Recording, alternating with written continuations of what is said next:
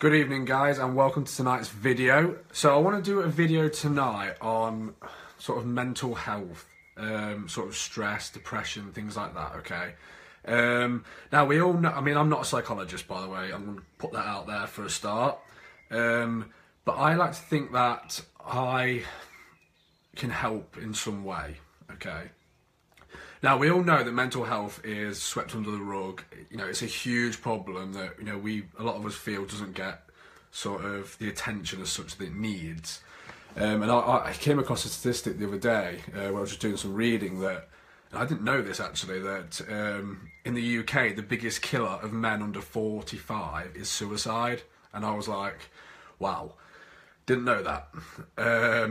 And that was crazy. And apparently as well, 75% of all suicide deaths in England are males.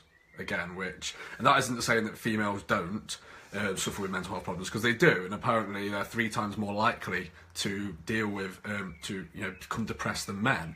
So it's a huge problem. And I mean, I've never been depressed, not at all. So I don't know what that's like, but I did have a period through last year where I became very stressed to the point where it made me a little bit ill, and I'll talk about that in a moment. But I also want people to also realise that it's not just depression, it's stress as well. It's not just a small thing, it can manifest into a big thing, actually into depression, for example.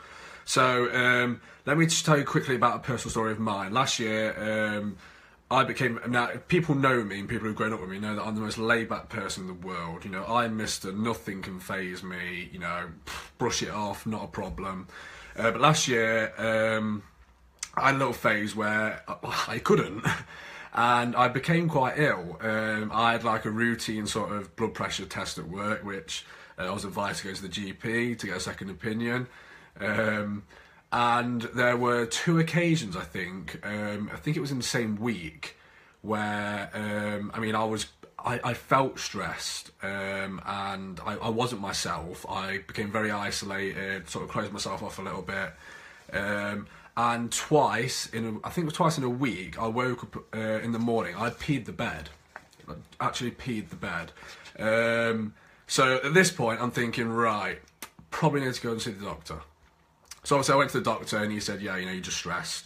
Your mind's got so many things going on that it can't do everything, and this is one of the things that it's not doing. Now, why do I tell you this? Because, you know, most people are probably thinking, well, that's pretty embarrassing. Why would you tell everybody that? You know, that's not even something that I would tell, you know, my closest, you know, spouse or family.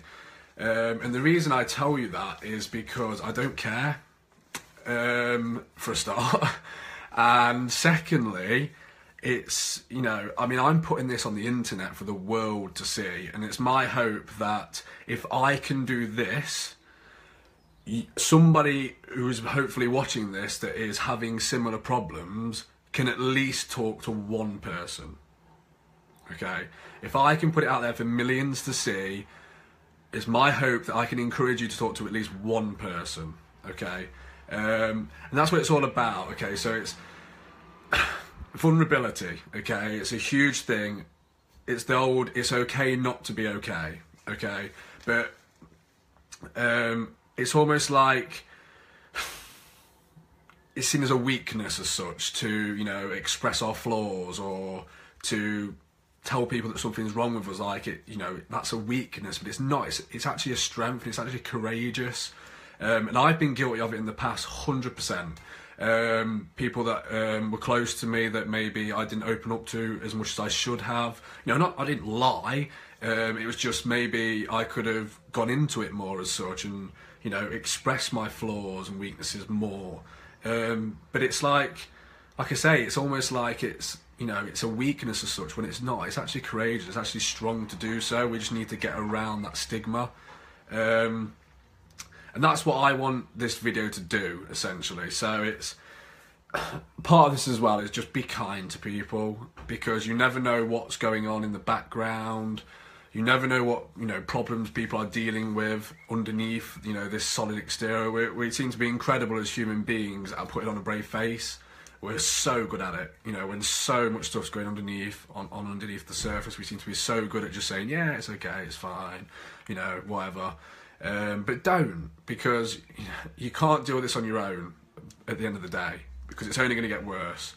So that's my video for tonight. It's be okay with not being okay, okay, and be okay with vulnerability.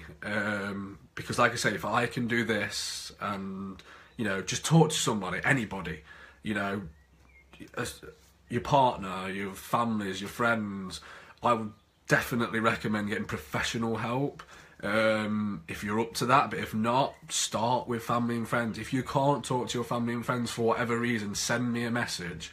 I don't care, okay? I will happily sit there and listen to you talk at me if that will help you, okay?